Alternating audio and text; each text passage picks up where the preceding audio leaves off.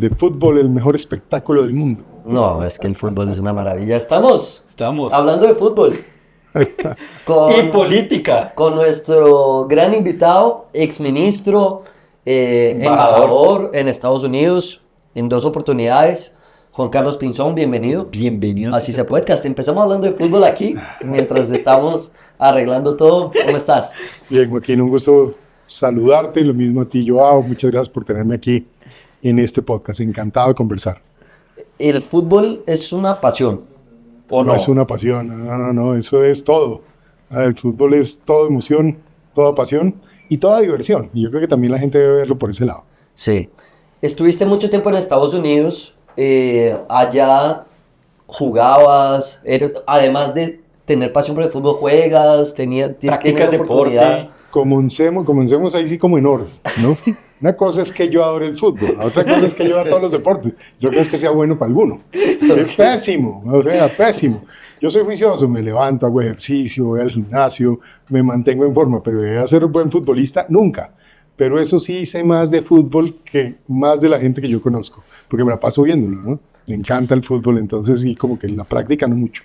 Está bien. El fútbol y la política. Troncazo, mejor dicho. Bueno, pero lo admite. Hay muchos que somos troncos y no logramos admitirlo. Yo, por ejemplo, pues trato de hacer lo mejor en la cancha. Soy el goleador en ESPN, en nuestro canal, en el equipo. Pues nadie logra darme los créditos, pero yo creo que es por eso. Yo no acepto que soy medio tronco también. Yo creo que yo puedo ser más un 5 leñero. Bien. Un Felipe Melo. Un Felipe.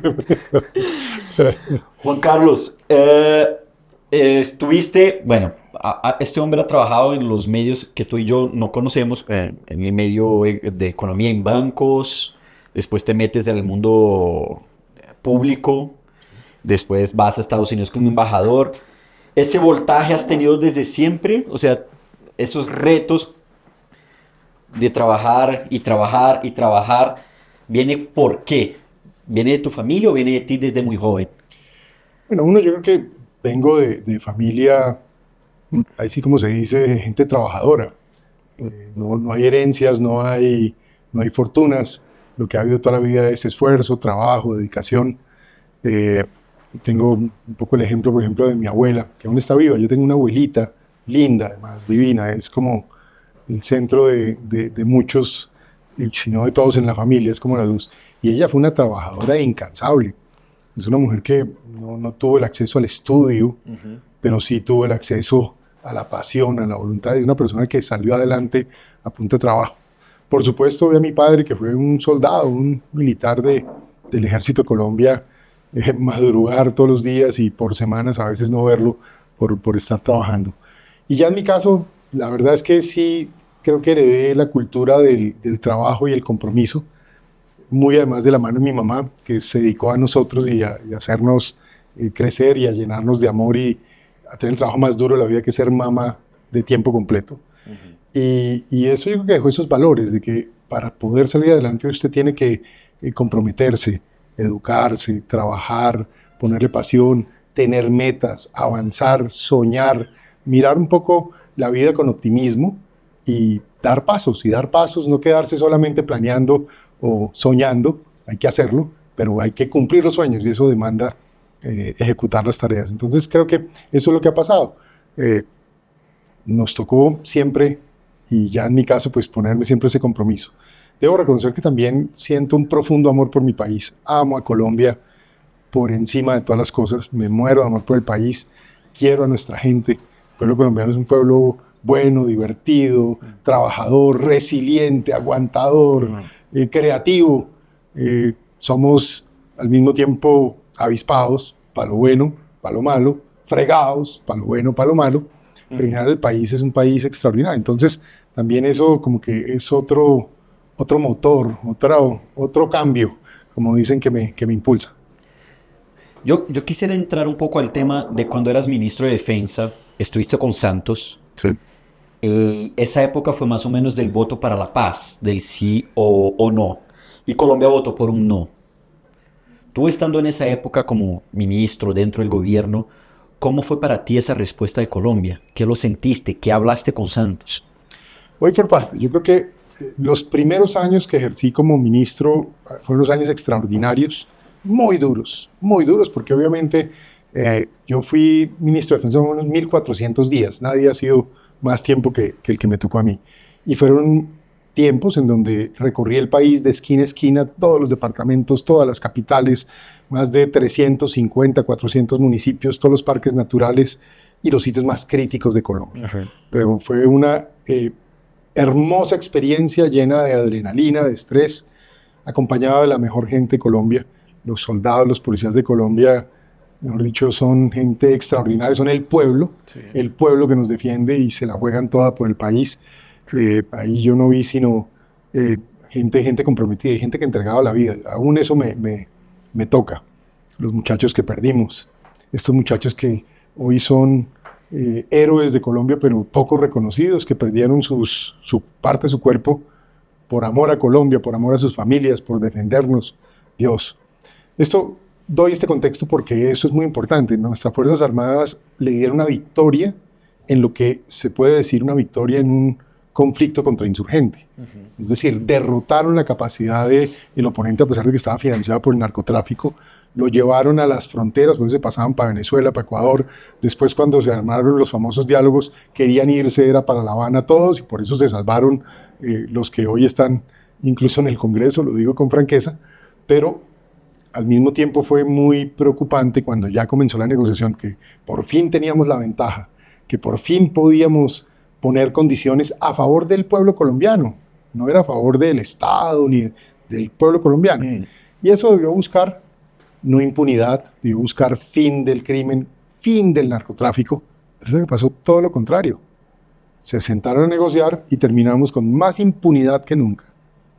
Con un narcotráfico que hoy es 3 veces el que teníamos cuando estábamos en la parte más difícil, algo así como 5 o 6 veces cuando estábamos en el punto más bajo.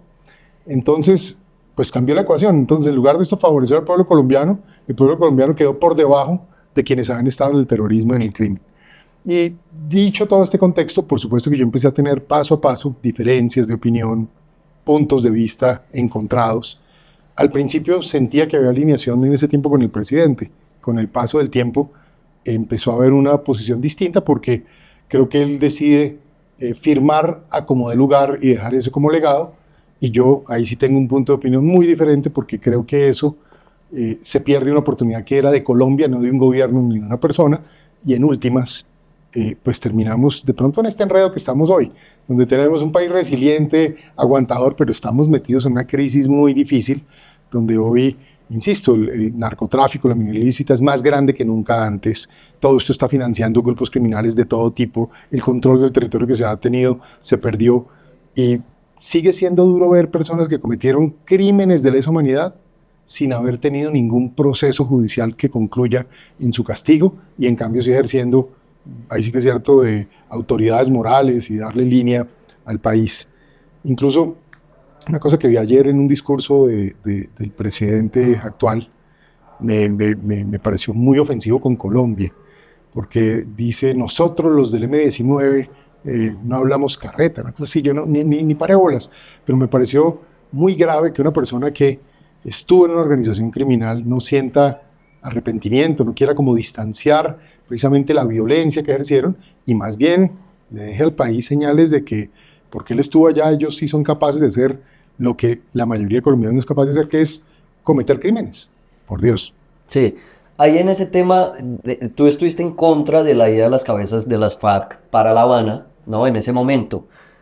El ministro de Defensa en un gobierno es demasiado importante, diría yo que es una de las grandes cabezas en el ministerio y en el gobierno. En esa charla con un presidente, tú y Juan Manuel en ese momento,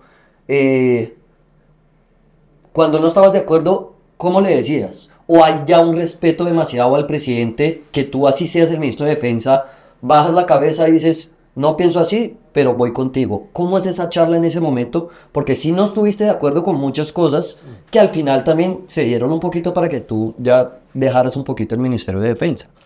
Hay 2 componentes ahí. Lo primero es, teníamos las Fuerzas Armadas más poderosas que el país haya tenido.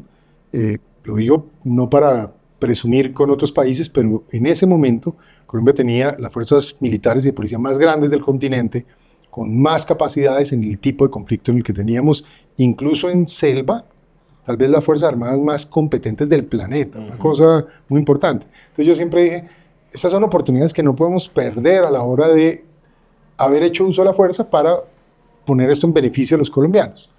Dicho eso, siempre entendí mi papel en ese tiempo como el de una persona que le tiene que decir lo que piensa el presidente, darle las recomendaciones y las opiniones, pero también reconocer algo. En nuestro sistema constitucional, el presidente de Colombia es el comandante supremo de las Fuerzas Armadas, luego es quien toma la última decisión. Entonces, el papel en este caso es hablar con franqueza, dar opiniones, decir la verdad, dar soluciones, porque esto no se trata de no haga, no puede, pues entonces ¿para qué está? Claro. Su papel es dar soluciones. Pero sí empieza a haber ya diferencias y algo de, llamémoslo, fricciones, en mi caso respetuosas. Yo soy una persona muy respetuosa y siempre respeté enormemente el papel y el rol del presidente de la República y la persona, en este caso el doctor Santos. Pero una cosa es el respeto y otra cosa es tener diferencias de opinión y sobre todo preocupaciones que expresé. A mí me preocupó mucho, sobre todo la forma como se tramitó la parte que tenía que ver con el narcotráfico. Haber parado las capacidades y las herramientas que tenemos para luchar contra el narcotráfico fue uno de los grandes errores históricos que se han cometido en Colombia, porque fue haberle devuelto el combustible a todo tipo de criminales. Y por eso hoy hay como 3 grupos que tenían que ver con las FARC. Unos fueron retaguardia, otros son disidentes, otros son nuevos. También hay grupos que el ELN, el Clan del Golfo y un poco de bandas que ya nadie ni sabe cómo se llaman, pero que dominan territorios y, más grave aún, comunidades. La gente termina sometida. Y eso sube a las ciudades, porque todo ese crimen organizado, al final las ciudades termina en pandillas, bandas criminales, estructuras que venden droga, se enfrentan entre ellas. Entonces hoy incluso una ciudad como Bogotá, donde el homicidio ha venido subiendo, o en Barranquilla, ¿por qué está pasando? Sin duda porque hoy tal vez el gobierno no apoya como debe apoyar a las ciudades y a los alcaldes, y los dejan solos en este tema. Pero adicionalmente, porque ese crimen organizado viene y entonces genera esa violencia entre bandas y entre organizaciones que es muy malo para la sociedad y que, bueno, llena de miedo al colombiano. Entonces nos devolvimos. Ahí sí que si el objetivo era construir algo de paz, yo creo que los colombianos hoy no sienten esa paz, todo lo contrario. Total. Voy a adelantarme un poquito. Llega un momento que vas a ser embajador de Estados Unidos. Yo lo siento como una persona normal, que saliendo de ministerios y yendo a ser embajador en Estados Unidos o en cualquier otro país, es como unas vacaciones mentales. No, aunque... Ahora sí. O sea, ahorita nos cuesta cómo son las salgo de vacaciones. ministro de Defensa, voy a ser embajador en Estados Unidos, allá me invitan a más cosas, Pero eso es verdad, uno siempre piensa que el embajador tiene una gran vida, porque uno ve las embajadas en los países y es una casota, las todo fiestas, cerrado, las invitaciones, nos invitan a todo. siempre puede ser un cóctel, pensamiento. ternos, Sí. whiskycito por la noche, fue una vacación, una paz mental haber ido a Estados Unidos como embajador. Arranquemos por el momento. Fue una contradicción cuando fui la primera vez, porque precisamente salía de una enorme diferencia con el gobierno en la política principal y me iba a los Estados Unidos de todas maneras a seguir hablando. Sentía yo a nombre de Colombia, a representar a Colombia, pero de alguna manera miembro precisamente de un gobierno. Entonces ya no del todo iba en paz mental, iba precisamente en ese dilema y en esa duda y en ese conflicto interno que a veces trascendía en temas del día a día. Entonces eso es lo primero. Lo segundo, la Embajada de Colombia en Estados Unidos es históricamente la embajada más activa que tiene el país. Realmente el embajador que vaya tiene que ir a trabajar. ¿Por qué? Porque va primero a conseguir todos los años por lo menos $500 millones. Entonces le toca irse a meter al Congreso y hable aquí y hable allá y, digamos, en mi caso yo terminé reuniendo algo así como con 320 congresistas en un periodo de 2 años. Nadie tiene esos números. Eso era una cosa loca. Y por otro lado, la representación del país. Y ahí sí le digo, piense, cuando uno mira en el fútbol y uno ve el jugador que llama a la selección y le pone la camiseta del país, Y uno dice, ese tipo se va a hacer matar, porque es que ya no es solo la camiseta del equipo, sino es que es por el país, por la patria, por la gente, por el pueblo. Así me sentía yo cuando era embajador. Yo me sentía con la camiseta de Colombia, arropado por la bandera, y sentía que mi deber era hacer quedar bien al país. Entonces había un punto en donde tener un comportamiento, digamos, ejemplar, mostrar en el espacio físico de la Embajada de Colombia, que no era mi casa, sino es la casa de Colombia y de los colombianos, básicamente era mostrar a Colombia en su mejor esplendor, digamos, hacer notar al país. ¿Para qué? Para que la gente quiera venir a hacer turismo, para que la gente quiera hacer negocios, para que la gente quiera invertir, para que se creen empleos. Es decir, detrás de todo esto hay una funcionalidad, también para resolver problemas. Siempre hay diferencias entre gobierno y estados. Se tiene que tomar un papel donde a través de las buenas relaciones logre resolver problemas, ¿no? y dar soluciones. Entonces, siento que mi tiempo en la embajada terminó siendo una gran experiencia personal, no mucha vacación, alguna contradicción mental permanente, y al final yo creo que logros bonitos. En esa embajada, por ejemplo, logramos que el aguacate colombiano entrara y se vendiera en Estados Unidos. El Hass, ¿cierto? El Hass, que las uchuvas. ¿Por que qué los te metiste de arándanos. cabeza con el aguacate Hass para que entrara a Estados Unidos? ¿Qué ganaste ahí? Mire, eso llevaba buena pregunta, porque a veces la gente piensa así. Claro. Y a ese será que le dieron Sí, algo. sí, Ese sí, no sí. será medio corrupto, no será medio bandido. Bueno, entonces arrancamos por ahí. No me gané nada.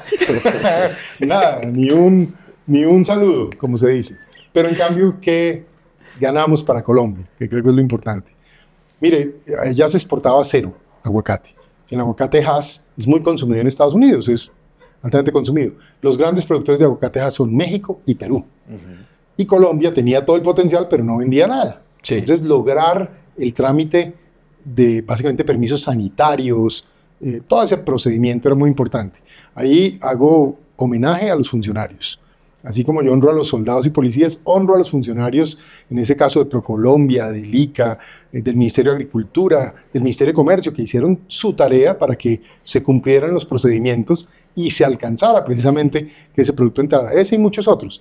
Pero hoy en el neto, cuando es el Super Bowl, aquí ya nos emocionamos, yo no solo porque es interesante como espectáculo, sino porque ese día se vende más aguacate que nunca por el tema del guacamole, ¿sí? Entonces eso me parece importante. Pero por ejemplo las flores, eso es otro tema, yo le digo, las flores colombianas, usted iba a la Embajada de Colombia y teníamos eso lleno de flores y hacíamos eventos y montamos esos silletes y demás, porque es que las flores colombianas son más emblema de Colombia que casi nada que podamos decir en Estados Unidos. Algo así como el 70% de las rosas que están en Estados Unidos son colombianas.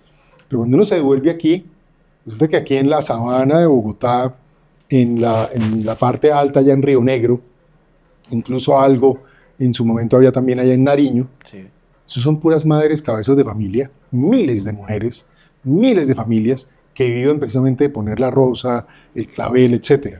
Y unos empresarios obviamente muy determinados que han sido capaces de conquistar mercados. Entonces todo eso era parte del paquete de ayudar, de impulsar, de promover, de cumplirle al país en eso. La segunda embajada, para saltar un poco rápido, también fue interesante, fue muy distinta. Sí. Teníamos casi que las puertas cerradas en la Casa Blanca por primera vez en mucho tiempo, y mi trabajo era ir, oiga, venga, las abrimos otra vez y venga, nos conectamos. Y terminó siendo tan buena la cosa que nombraron a Colombia es que país aliado, no OTAN, que es el máximo nivel de relacionamiento que había con Estados Unidos, y logramos subir incluso los fondos a Colombia. En ese año me tocó meter el mango colombiano, que es tan importante. Entonces fíjese que siempre había algo más. Visitamos ciudades, celebramos los 200 años de relación entre Colombia y Estados Unidos. Hicimos, me acuerdo de un evento en el Kennedy Center que nunca se ha hecho en Colombia, fue espectacular. Y fueron artistas colombianos maravillosos, artistas norteamericanos. Todo eso fue muy bonito. Al final, el nombre de Colombia. Porque yo lo puedo decir de esa manera. ¿Qué importa si alguien se acuerda de mi nombre, Juan Carlos Pinzón, cuando pasé por la embajada? Posiblemente se acordarán algunos a mí, ahora no se acuerdan. Pero en cambio, todos esos americanos que vieron esos eventos, que participaron y demás, Colombia. Claro. Colombia está aquí. Ese es el papel. Metas en la película conmigo. Hace un par de meses, unos meses, eres el actual embajador de Colombia en Estados Unidos. Hoy. Hoy. Fuera hoy. Hoy. No sí. sería de ninguna manera No, con esta hoy mujer. eres. Ok, ya me salió Y la película. ya es nochecita. Yo también. Ya es nochecita. Me imagino que estás preparándote para dormir y tal. Y salen unos trinos del presidente Petro hacia Trump. ¿Cuál sería tu reacción? como embajador, metámonos en la película. O sea, pasó eso. Soy embajador de Colombia en Estados Unidos. ¿Qué hago? Es muy grave lo que ha pasado, porque obviamente tramitar la diplomacia con trinos o no tener, digamos, seguir procedimientos es la peor manera de hacerlo. Lo sigo pensando y no es solo Colombia lo que está haciendo hoy, ¿no? Hay otros países que han empezado a jugar en esa misma dinámica y eso es muy malo para los países, muy malo para resolver problemas, porque al final, cuando los funcionarios se preocupan más por lo que ellos opinan y sienten y no por su deber y su función, que es servirle a la gente, es que, vamos a esto, un presidente de la República no está ahí para verse bien ni sentirse importante, es para producirle a la sociedad soluciones, gerenciar los problemas del país e ir solucionando problemas. Entonces, cuando a un tipo le interesa más mirarse al espejo y ver cómo me siento frente al espejo, eso es devastador para un país. Y eso le está haciendo mucho daño a Colombia. Yo personalmente no me siento cómodo en ponerme en ese papel, porque le digo, yo no aceptaría estar en un gobierno que tiene ese tipo de comportamiento. Y seguramente si estuviera, tal vez llamaría y diría, hombre, creo que es un error, tenemos que ver cómo resolvemos esto no puede ser la manera de hacerlo. Y si no fuera escuchado, seguramente me iba de inmediato. Yo creo que eso no está bien lo que ha pasado, porque se le está haciendo daños a Colombia, al prestigio de Colombia. Se le está poniendo en riesgo las exportaciones. ¿Sabe cuánto exportamos a Estados Unidos? El 29% del total de exportaciones. ¿Dónde reemplaza uno 12.000, 14.000 millones de dólares de exportaciones? No, que en Oriente nos va a comprar. Vaya, lógrelo. ¿Cuándo? ¿En cuántos años? Eso no se hace. El primer país que invierte en Colombia es Estados Unidos. ¿Qué pasa si no suelve a invertir? Ya lo estamos viendo. La inversión en el año 2024 cayó extranjera cerca del 16%. Eso es mortal. Y entonces empieza uno a ver que los negocios no crecen, que no se crea nuevo empleo, que los salarios no mejoran. En fin, esas son las cosas que uno va viendo. Y el movimiento. En Estados Unidos se estima que hay cerca de 2 millones de personas de origen colombiano o con relación, digamos, familiar con Colombia, segundas, terceras generaciones. Ese es un puente increíble y hace que la gente esté viajando y volviendo y buscando sueños. El colombiano de clase media, muchas veces el sueño de sus familias es ir a Disney alguna vez con sus niños. Y eso es un sueño legítimo, y darse esa vuelta y ahorrar, como digo yo, he visto familias que duran ahorrando 10, 15, 20 años para darse una Semana Santa y darse ese paseíto a la Florida. Todo eso es importante para la sociedad. Entonces, el deber de un gobierno es no solo proteger eso, sino expandirlo, promoverlo. Y resulta que hoy la posición es una postura personalista, ideológica, y no le importa si se daña todo eso, porque es que es la dignidad de quién, de la persona, de ese señor que hace como presidente, o del bien general de la nación, de la gente. Es la parte que me ha molestado mucho. Juan Carlos, para la gente que quiere saber la vida de Juan Carlos Pinzón, porque ir a Wikipedia o ir a Internet, pues sabes del histórico, pero quiero saber hoy en día, me imagino que eres una de esas personas que estás en 8 juntas directivas diferentes, asesorías. ¿Cómo está tu vida hoy? O sea, ¿en qué diferentes planes te estás metiendo hoy, Juan Carlos Pinzón? Pues vivo bien ocupado, he estado muy ocupado en estos años, gracias a Dios, lo digo con franqueza, porque sabe uno también, siempre hay personas con dificultades y demás, y yo siempre pienso en eso, y por eso digo, gracias a Dios, porque qué bueno que nos llega trabajo, qué bueno que nos llegan oportunidades, qué bueno que nos invitan, nos buscan. Resumen, hoy soy profesor en visita en la Universidad de Princeton. También dicto algunas clases en la Universidad de Arizona State, la universidad más innovadora del mundo, si se quiere. Princeton, pues, la mejor universidad de pregrados del mundo. Así que eso en sí mismo es un honor. Sí. Me ha permitido volver a profundizar y a pensar en temas de desarrollo económico y social, de tecnología, por supuesto de seguridad nacional, de relaciones internacionales. Y ha sido muy interesante. Creo que he estado hoy como en esa frontera de la discusión geopolítica, en fin. Pero al mismo tiempo también atiendo juntas directivas en varios países, y eso por supuesto es muy interesante porque es ver el desarrollo de negocios y de la generación de empleo y el progreso de distintos países con distintas visiones. Me ha tocado viajar bastante por el mundo, por todo el planeta, en conferencias y en invitaciones precisamente hablar de los temas que le menciono. Y por supuesto que es muy interesante seguirse alimentando y enriqueciendo. Y eso me genera a mí como dos cosas. Uno, entre más viajo, más quiero a Colombia. Entre más viajo, más me gusta Colombia. No hay mejor vividero que este.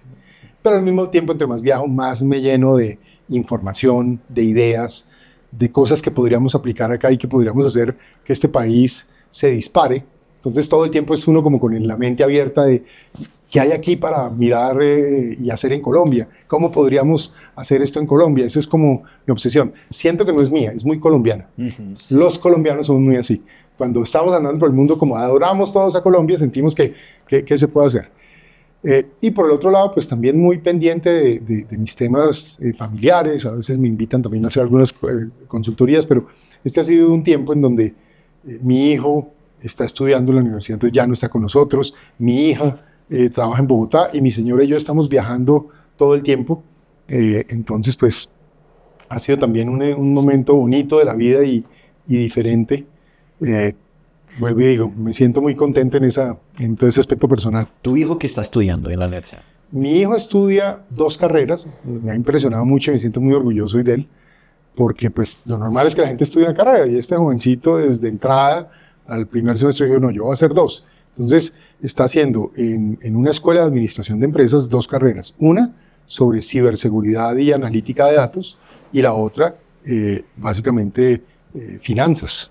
Entonces me ha parecido muy juicioso y me alegra que lo mismo que dije al principio, la gente tiene que llenarse de aspiraciones y ponerse metas y tener ganas. Y yo creo que en el fondo también su hermana lo inspiró, porque mi hija, que es impresionante, es como un ser ella es como un ser de hace 50 años, pero a veces es como un ser del futuro. Es una persona súper sofisticada que incluso a mí mismo me cuesta, digamos, como tratar de coger todas sus capacidades. Pero es que ella estudió 2 carreras también. Ella es psicóloga y administradora de empresas. Entonces mezcla ese tema del comportamiento humano y de la salud mental y del bienestar de las personas, que reconozco que se ha vuelto muy ilustrativo para mí. Maravilloso. Bueno, tú también eres un hombre que tienes metas grandes. Entraste a una precandidatura presidencial, te la jugaste. Lo dejaste aparte, fuiste para ser vicepresidente con Lleras. ¿Lo es posible? ¿Quieres? ¿Tienes eso? ¿Es una de las grandes metas llegar a la presidencia? Lo primero es que yo creo que sí me he ido preparando para servir y asumir el cargo que corresponda cuando corresponda. Y lo he hecho con convicción, en el sentido de prepararme toda la vida, de estudiar, de ir recorriendo además el camino. Gobernar es muy difícil. Y es un tema que requiere preparación y haber tenido la experiencia en las tareas más difíciles para usted precisamente poder abordar eso. Luego ese no sería el tema. El tema más importante es que uno entienda que el papel de gobernar o de participar en lo político es un papel de servicio. Sí. Servirle a la gente. Y ahí es donde yo creo que uno tiene que mirar cada momento con claridad. ¿Cuál es la mejor manera en que le puedo servir a mi país? ¿Cuál es la mejor manera en que le puedo servir a la gente? Entonces, en ese sentido, le diría, sí me siento preparado para hacerlo cuando corresponda, pero también creo que aquí hay que respetar al cliente, comillas, al consumidor, o mejor, a la autoridad máxima, que es la voluntad popular. Así funciona el gobierno. Entonces, hay que ver qué quiere la gente. Siento que este problema de inseguridad tan grave que está viviendo el país demanda posiblemente de personas o de una persona que realmente sepa del tema de seguridad y sepa de las Fuerzas Armadas y sea capaz de motivarlas, promoverlas, pero al mismo tiempo entienda que el uso de la fuerza es para crear un bienestar y sobre todo para proteger a la población, para que la gente prospere. Eso tiene que estar muy metido en la filosofía y en la convicción de la gente. Creo que el tema económico es vital. Colombia es un país que tiene un enorme potencial, tiene grandes recursos naturales, tenemos un volumen de población significativo, pero seguimos con una tasa de productividad bajitica. ¿Y eso a qué se debe? Educación en general de mala calidad y poca capacidad de innovación y de generación de ideas o de tecnología o incluso de apropiación de tecnología, porque no le estamos dando a la sociedad, a los jóvenes, una educación que les permita precisamente apropiarse de eso y aspirar a mejores trabajos y a salarios de mejores ingresos. país tiene en eso un reto muy importante. Este tema de la relación con Estados Unidos también es clave. Si esa relación se rompe o se sigue deteriorando, va a sufrir toda Colombia. Y ahí se requiere la capacidad de alguien que conozca ese mundo y que siga más bien usando lo que esté pasando allá, gústenos o no, pero para mejorar y beneficiar a Colombia.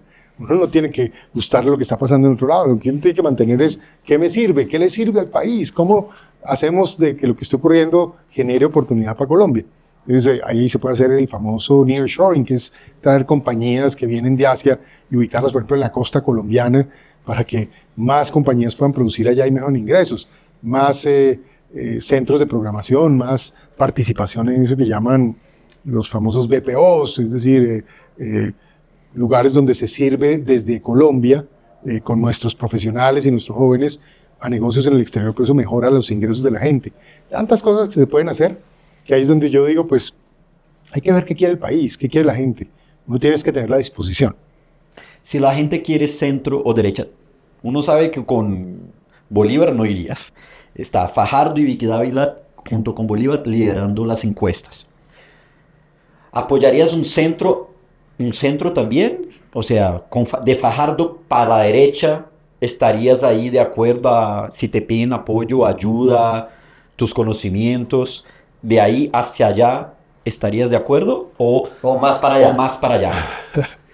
Yo creo que de pronto va a sonar un poco no clara la respuesta o no contundente. Creo que hay tiempo para eso. Sí. Yo creo que hay que dejar que los temas se desarrollen. Yo pienso personalmente que el país todavía no ha encontrado la persona. Es posible que ni siquiera aún haya el candidato que la gente realmente busca como respuesta a los problemas que hay.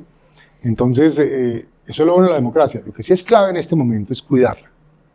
Porque a mí sí me preocupa que haya gente que trate de inventarse quiebres constitucionales, alargamientos de periodos, cambios a la Constitución de última hora. Ojo, yo sí quiero y confío que la Corte Constitucional sea capaz de mantener el orden constitucional y democrático que tiene Colombia, porque es un valor que todos tenemos. Y los países que lo han perdido después se arrepienten. Nosotros no podemos perder eso. Y en la medida en que eso ocurra y ya haya personas que se muestran, se presentan, se le cuenta al país, se discute cuáles son las necesidades del país. Y lo otro, se discute a fondo qué capacidades se tienen, porque yo también siempre digo, hay que ser cuidadosos con el momento que se requiere, con la experiencia que se requieren personas firmes. Ojo, yo creo que uno tiene que tener un sentido de cariño, de afecto, de amor por el país, de amor por la gente. A uno le tiene que doler y como humano tiene que sentir el dolor del pueblo. La gente no puede pasar hambre, no puede ser que haya gente que en necesidad médica no la atienden, no puede ser que haya viejitos que no tienen que comer esta noche. Eso uno, digamos, ese es el sentido de servicio público, ahí es donde está la vocación. Pero por el otro lado, para resolver esos problemas, no se resuelve solo, parado aquí uno diciéndolo y diciendo que lo siente. Eso es gerencia. Eso son procesos, eso es administración de recursos, eso es planificación, eso es generación de resultados, eso es búsqueda de expertos. Yo creo que quienes gobiernan, y lo digo como un profesor de política pública y lo que le digo a mis estudiantes, cuando usted es el gobernante o cuando usted es la autoridad, primero, la inteligencia, el conocimiento no le llega por el cargo. A usted le llega por la formación, el estudio, la experiencia y el contenido que tiene. Segundo, si usted ya tiene que afrontar esos problemas, pues por supuesto que tiene que tomar la decisión de acompañarse de expertos. Pero los expertos no pueden resolver el problema que usted no visualizó.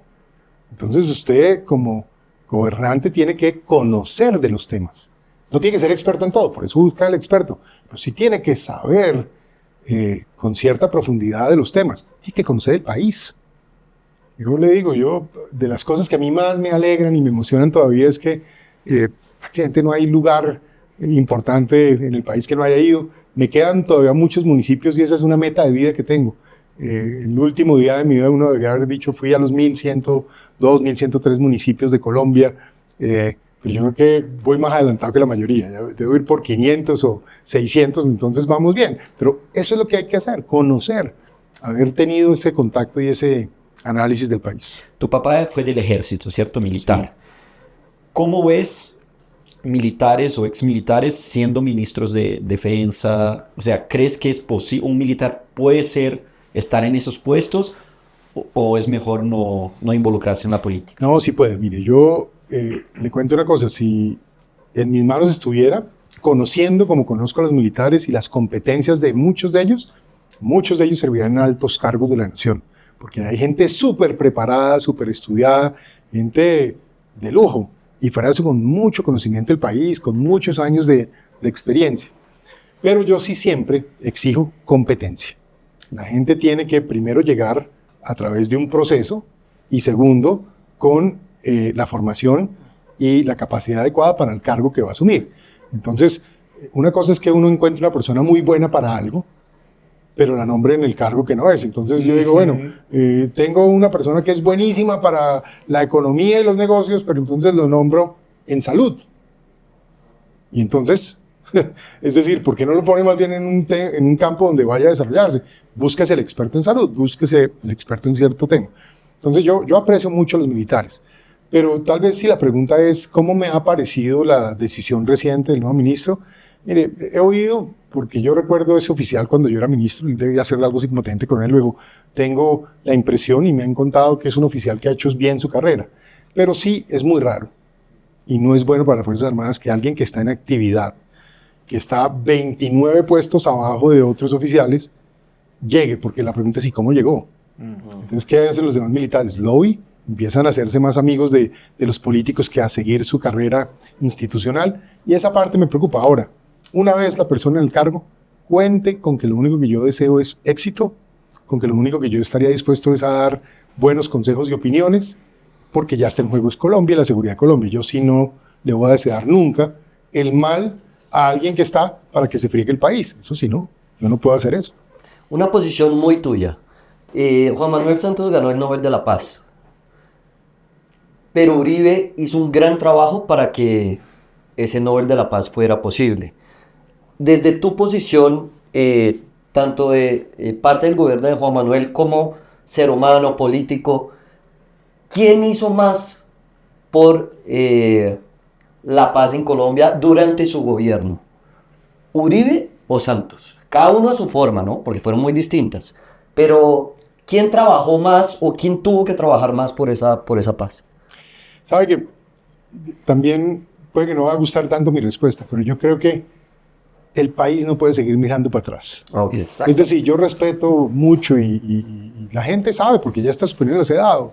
Pienso muy bien del presidente Uribe en muchos temas, respeto y pienso muy bien del presidente Santos en otros. Están claros los desacuerdos que tuve, Sí. pero perdónenme, Colombia no puede seguir hablando de lo que ya pasó. Para bien o para mal estamos aquí, hay unos problemas y aquí se necesita gente con la firmeza, la fuerza, el carácter, el conocimiento y el sentido de amor y afecto por el país para echar para adelante. Este es un país de oportunidades increíbles. No desperdiciemos el tiempo un poco tratando de resolver lo que ya no se resolvió. Ya fue. Lo que ya fue. Echemos para adelante. Ok, bueno, adelante por ahora es la izquierda. ¿Crees que el país aguantaría otros 4 años con la izquierda? ¿Cómo lo ves? Porque puede pasar, la lucha política está ahí. ¿Pero crees que se soportaría por cómo han venido pasando las cosas? Pero aquí en la democracia hay que poder asumir que cualquier sector político puede llegar. Y eso hay que respetar. Uno puede no formar parte del sector político o tener opiniones y visiones en desacuerdo. Y eso es la democracia. Es que podamos convivir todos con distintas opiniones y de alguna manera que haya esa alternancia de poder y que sea la sociedad la que según los momentos escoja lo que prefiere o más le conviene. Pero también debo decir lo siguiente. Lo que es importante es que se presuma que quien llega al gobierno, más allá de una posición política, está tratando de hacer el bien y está tratando de hacer lo correcto. Es decir, debe producir resultados y construir. ¿Qué hemos visto en este gobierno que se dice de izquierda, pero yo creo que es el gobierno que está más bien enfocado en la destrucción de lo que encuentra, no en la construcción de una mejor Colombia? Entonces yo veo, hay una intención de destruir el sistema de salud. Mire, en salud, yo le digo lo siguiente. El modelo de salud en Colombia tiene reputación en el exterior, tiene buen reconocimiento, También le voy a decir lo siguiente, las EPS fueron un buen modelo en general en las ciudades, pero yo también era crítico de las EPS, no me gustaba el servicio que daban en ciertas regiones, hay temas de corrupción que preocupaban. ¿El resumen cuál era? Pues mejórelas, corríjalas, asegúrese que llega el sistema de salud a las zonas más alejadas, esté pendiente de los hechos de corrupción, pero asegúrese que esas cosas que estaban bien, y unas muy bien, pues sean las que se expandan. Y aquí lo que cogen es con un hacha y tumban el árbol. Dios. Entonces nos quedamos con todo lo malo que ya existía y destruimos todo lo bueno que había. El tema pensional.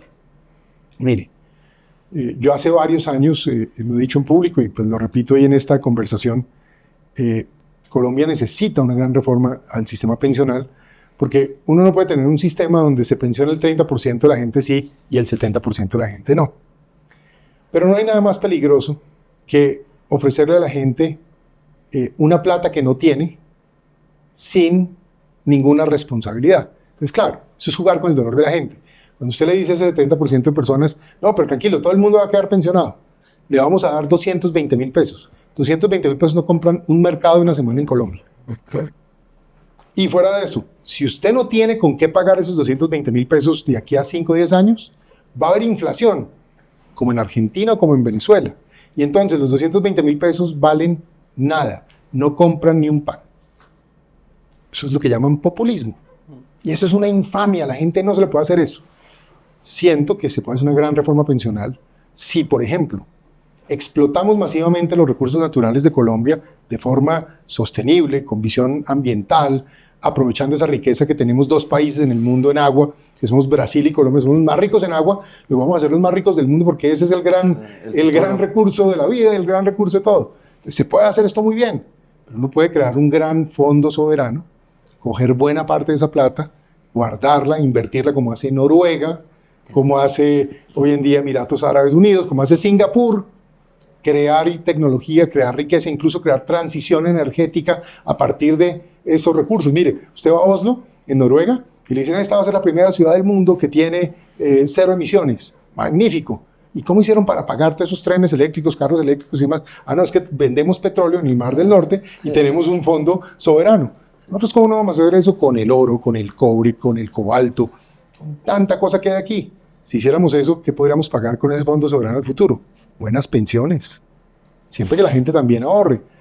Educación, para que la gente tenga empleos y pueda incluso aportar y haya formalidad, no informalidad. En fin.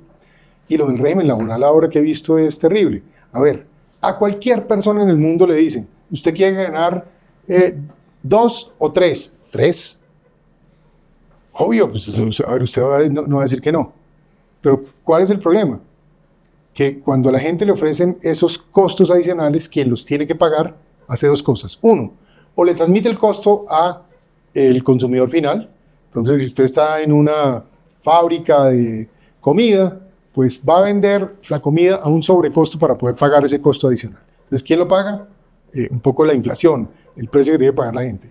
O dos, ese empresario dice, yo no puedo sostener este costo.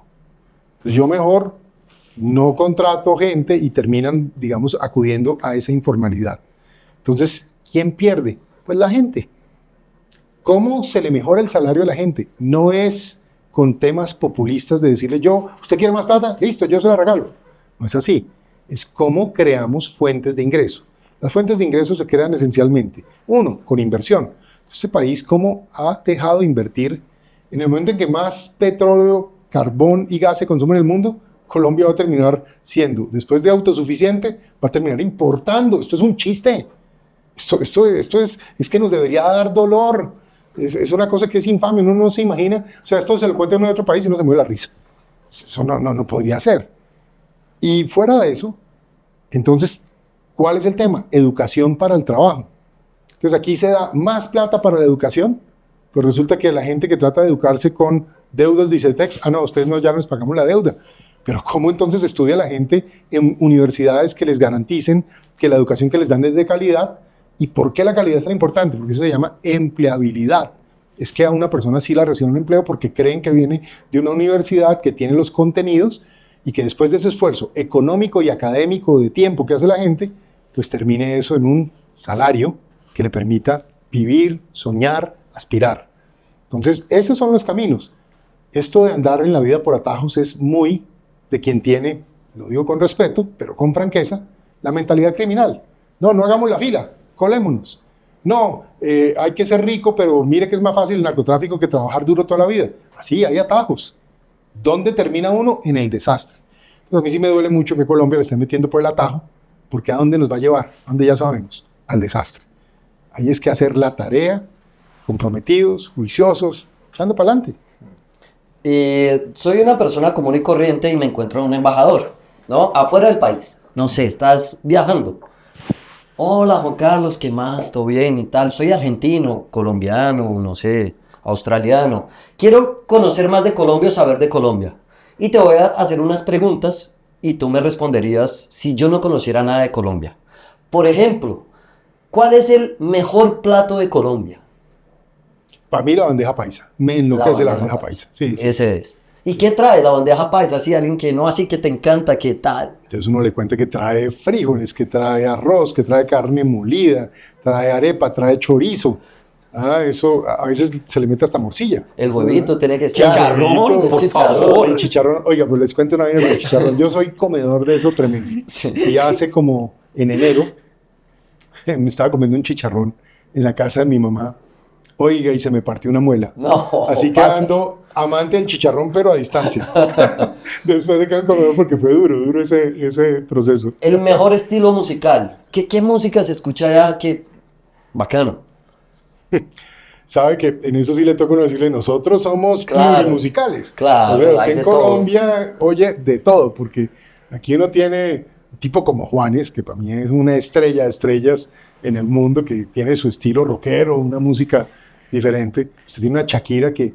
Shakira es como una diosa en la música. Yo le digo, yo he viajado por el mundo y uno se sorprende que Shakira tiene conquistadas 3 generaciones, y eso no es aquí en la comarca entre Es nosotros, impresionante. en el planeta entero. A Maluma yo lo admiro mucho. Fíjense que yo estaba un día en Varsovia, y estaba en Varsovia, ahí me senté como en un restaurante, y de pronto ponen Maluma y esta gente se enloquece, y yo decía, carajo, qué orgullo. Sí. Pero uno tiene a J Balvin, Karol G es, o sea, los llenos que ha hecho Karol G no los ha hecho ninguno en la historia. Esa cantidad de músicos que tenemos es increíble. Ahora, por mi generación, obviamente uno se acuerda de los que ya no están, pero obviamente está la salsa y esa música tropical que uno tiene a Joe Arroyo, pero estaba el grupo Nietzsche, pero teníamos tantas orquestas y demás. Y los que estuvimos en Bogotá, no hubo prom o no hubo fiesta que uno no viera los Alfa 8. Entonces todo eso está mezclado, ¿eh? Sí, todo va eso está todo. mezclado. Bueno, me encanta el fútbol. Me reencanta el fútbol. No, ¿Cuál ya. es el crack de Colombia allá? James, hoy sí James. lo haces. James le hubiera puesto un poquito más de empeño. Fue el mejor jugador del mundo, por lo menos 2 temporadas, no tengo duda. Y yo no he visto que nadie más haya aquí logrado eso. Y hoy, que juega poco, aunque ahí lo veo jugando bien en el León en México, pero pues no juega ni en los grandes equipos que ya jugó. O sea, uno mira los equipos en que jugó James, vaya, vuelva a ver un jugador colombiano que juegue ahí. Sí. Es que los nombres son Real Madrid, Bayern Múnich, el Everton, el Sao Paulo, por Dios. Es una cosa increíble, es un crack. Bueno, voy cerrando, pero quiero leer un libro o quiero conocer más de Colombia.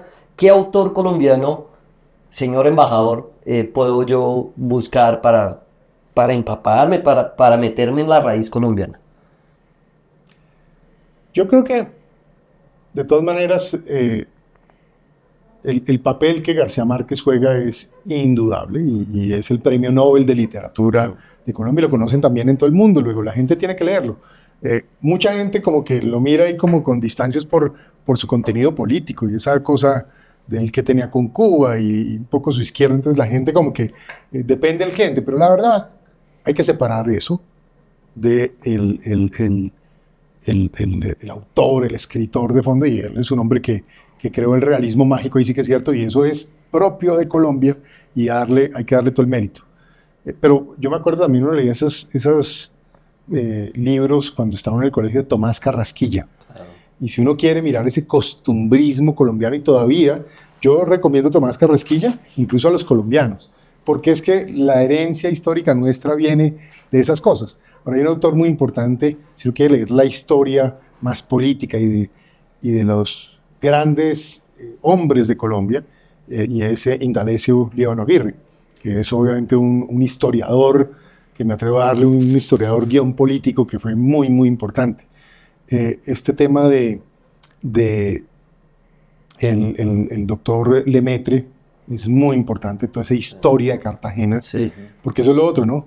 Que uno le tiene que contar al extranjero. Colombia es un país de ciudades, de regiones, y casi que podríamos aquí sumarnos como 7 países Muy regionalista. fácilmente, Sí. muy regionalista. Entonces cada región tiene también, a propósito de eso hay que decirle, tiene su propia comida, tiene su propia cultura, tiene sus propios autores, sus propios equipos de fútbol, etcétera, etcétera, etcétera.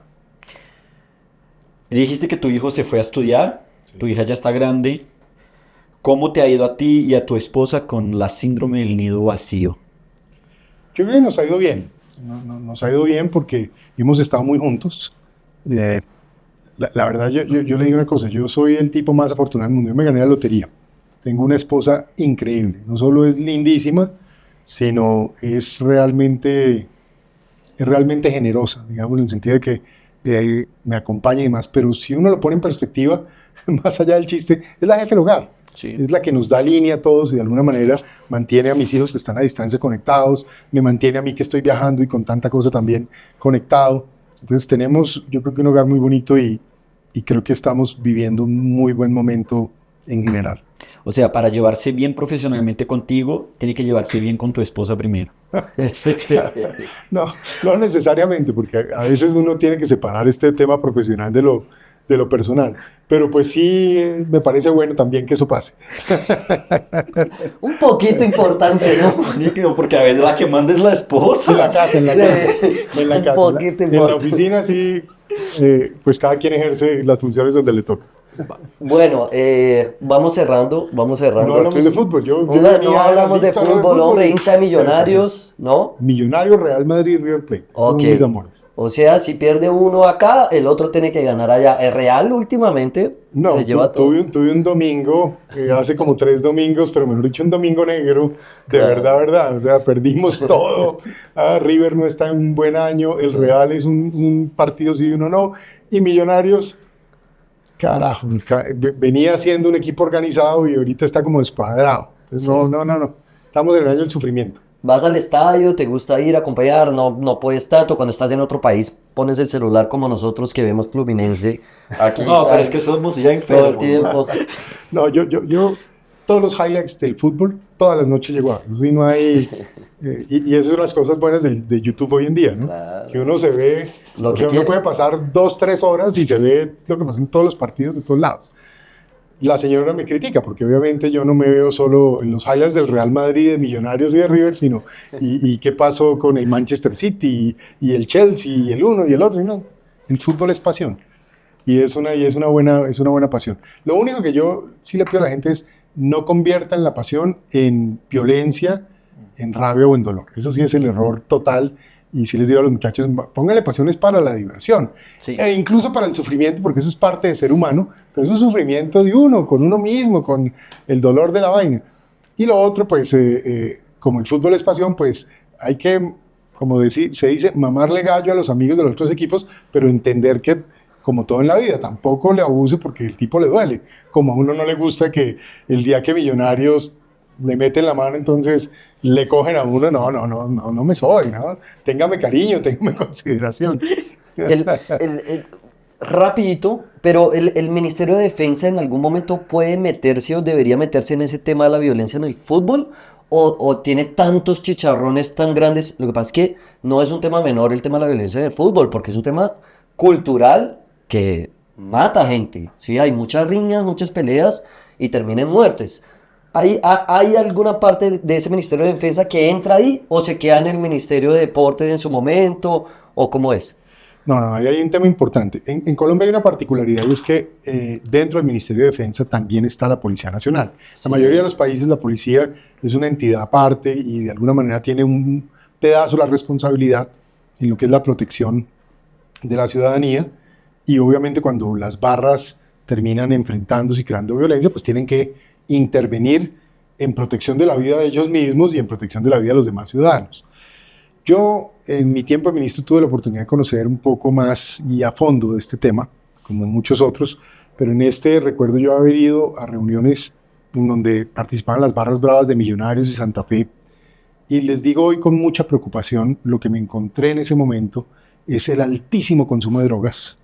Entonces, en lugar del deporte, invitarlos es a la actividad física, a llenarse un poco de energía y de buena química, como se dice, a partir del ejercicio.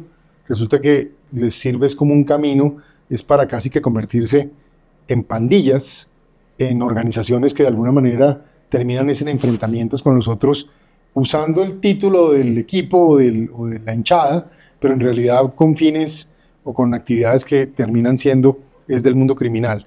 Yo creo que hay que hacer un trabajo ahí social, psicológico, es muy importante, y he visto que también los equipos poco a poco también han empezado a jugar un papel de crear comunidad positiva. Yo insisto, el deporte es muy bonito y hay que practicarlo además, y así uno sea tronco, como dijimos al principio, hay que jugar lo que uno quiera. Uno juega tenis, otro juega fútbol, otro le gusta correr. Yo hoy en día pues prefiero correr para no hacerlo tan mal. Sin embargo, cuando uno corre con los que corren, entonces tampoco lo hace tan bien. No importa, pero que usted esté en su actividad física, eso le da a uno buena energía, lo pone fuerte, le da motivación, y de alguna manera es un buen pasatiempo, si se quiere. Va. Bueno, sí se podcast. Juan Carlos, al final siempre hacemos la misma pregunta, pues Joaco y yo creemos esto porque amamos Colombia, nos ha dado todo, hijos, trabajo, vida, momentos bellos, personas maravillosas al lado. Y si puedes decir a tu cámara, para ti, ¿qué es lo que sí se puede? Puede ser personal, puede ser para Colombia, puede ser para tu familia, para alguien especial. ¿Qué sí se puede para Juan Carlos Piso? Ya lo digo a la cámara, pero antes yo quería decirles una cosa que lo siento desde que llegué y conversé con ustedes. Yo a ustedes les voy a dar las gracias por haber escogido Colombia, porque ustedes tenían la posibilidad de escoger otro gran país. A propósito, el país que ustedes también tienen es la gran potencia de América Latina. Pero dos personas que puedan escoger entre Brasil y Colombia, haber escogido Colombia, no merece sino gratitud y admiración, porque tienen que querer mucho a Colombia para haber tomado esa decisión. Así que gracias por quedar a Colombia. Mire, yo a la cámara, claro que sí se pueden muchas cosas en Colombia. Colombia tiene un potencial para ser uno de los grandes países en el mundo, una de las grandes estrellas. Tenemos recursos naturales, tenemos agua, tenemos alimentos, tenemos minerales, tenemos gente, tenemos biodiversidad, tenemos una población joven, diversa, con ciudades, con distintas potencialidades. Tenemos que ponerle orden a las cosas, porque si hay orden, se pueden fijar metas y se puede avanzar. Tenemos que ponerle amor a las cosas, y ponerle amor es no decir yo amo el país. Amar es amar a los otros colombianos, y eso significa respetarnos, hablarnos con respeto, con cariño, con decencia, ser solidarios, porque nos tiene que doler la gente, nos tiene que doler cuando otro está sufriendo, si es de la familia o no, ver uno qué puede hacer. Y finalmente, yo creo que si ponemos orden, generamos confianza, tenemos cómo hacer que este país sea un gran país. Pero eso no pasa de la noche a la mañana, es automático. Yo les doy un dato. Si Colombia sigue creciendo al 2% promedio, el crecimiento económico, el ingreso per cápita, es decir, el ingreso promedio de los colombianos, solamente se va a duplicar dentro de 50 a 60 años. Si logramos organizarnos, generar confianza, atraer inversión, ponerle orden, dar seguridad, crear buenos programas de educación, este país puede crecer a un 5%, 6% promedio. Y así podríamos duplicar el ingreso de los colombianos en tan solo 12 años. ¿Esto por qué lo digo? Porque la única manera de salir adelante es unirnos, trabajar juntos y echar para adelante. Es como lo interpreto. Lo que les acabo de contar se los dice un profesor de la Universidad de Princeton que ando dedicado a estudiar estos temas. ¿Cómo salen adelante los países? Y ahí es donde veo que Colombia sí se puede y es uno de los que más potencial tiene. Hagamos que pase. Juan, qué gusto tenerte con nosotros. Vamos a seguir tu pista, vamos a seguir ahí pendientes, y estarás invitado para venir otra vez, muchas otras veces a CICE Podcast, y hablemos mucho del futuro de Colombia, de la política, y tuyo seguramente has mostrado aquí con nosotros mucho carisma, ¿no? Sí. Mucho carisma, Uno de pronto a veces ve los políticos muy lejanos, ¿no? Muy... Pero qué soberbios. Chévere. Sí, Pero no, qué chévere fue poder maravilloso. hablar tan tranquilamente con alguien que ya ha estado viviendo tantas cosas tan fuertes y pesadas en el mundo de la política. Y no olvidar, antes de las últimas palabras de Juan Carlos, que es, somos más de 90,000 en nuestras redes sociales. Por favor, suscríbanse al canal. Estamos en YouTube, la charla completa. Compartan la charla por WhatsApp, por donde quieran. ¿Qué más? TikTok, Instagram y por ahí va. El Baki también. El Baki. No, Baki ahí, lo más importante. El Baki. No, entren ahí. Pa' que nos... En nuestra vaquita, para que sigamos metiéndole a esto. Y mil gracias. Mil gracias, Juan, qué chévere. A seguir adelante metiéndole por Colombia, que es lo más importante. Joaquín, Joao, un placer. Muchas gracias. Pasé súper bien. Y al equipo, muchas gracias de verdad por este trabajo y por tenerme aquí. Y al final, un abrazo a este hombre maravilloso. Siempre pido un abrazo a los invitados. Muchas gracias. Si se puede. Gracias mucho, gracias. No, muchas gracias, Juan Carlos. Muchas gracias. Chao. Un abrazo. Un placer. Muchas gracias. Si se Podcast cree en el poder del potencial humano. Otra cosa nueva, otro sueño nuevo. Gracias, Si se Podcast. Compartimos historias de personas que han superado la adversidad y logrado sus sueños. Una parte importante del arte, crear mundos. Nuestra misión es inspirarte a creer en ti mismo y nunca renunciar a tus objetivos. Únase a nosotros en este viaje. Creemos una comunidad de soñadores y hacedores. Si se Podcast, porque todo es posible.